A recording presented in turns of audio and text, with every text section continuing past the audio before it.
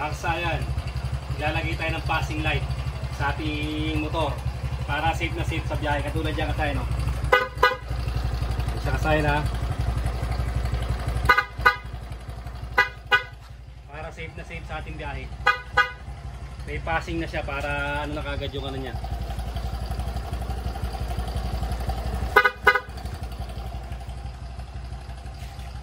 Para kita kagad kahit nagse-cellphone pa yung ano. Hindi lang passing ng ilaw, horn with passing light na ilalagay natin. Tsaka sa Motorstar 125.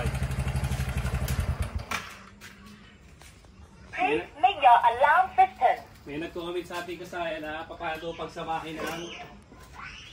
pagsabahin ng dual horn at saka ang mini driving light. Para daw siya pagsamahin. Ibig sabihin pala kasahin paano siya lagyan ng passing light, ng horn with passing light. Ito siya kasahin, simpleng-simple lang, kailangan natin gumamit ng diode. Mas maganda kung 6 amperes para mas malaki dito. Wala na kasi yung 6 amperes, 3 amperes lang to. Hanapin nyo lang yung kulay gray. Ayan siya, ba? Ayan yung kulay gray natin. Yan. Ito yung pambablock natin sa ilaw. Tapos dahil nakalagay na yung dual horn natin at nakakabit na rin yung ating mini driving light, kung may relay to at meron tong relay, pwedeng relay to relay lang ang paglalagyan. Dalawang number 87 halimbawa, kung saan naman nakalagay yung ano, yung ating mini driving light. Ito, storage tayo kasayan, na storage lang ano. Ito siya.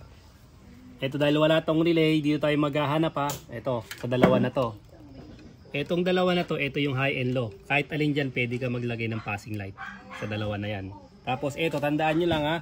Ayan. Yung may lining na gray ha, papunta sa busina.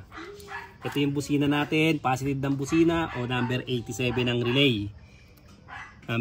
Sa number 87 ng relay o positive ng busina natin lalagay ha. Magkaduktong yan, kaya kahit saan dyan po pwede.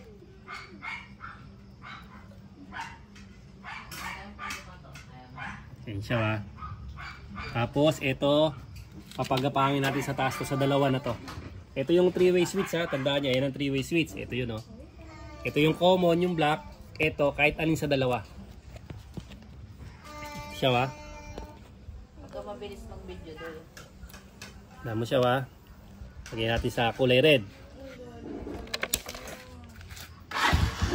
Sige natin.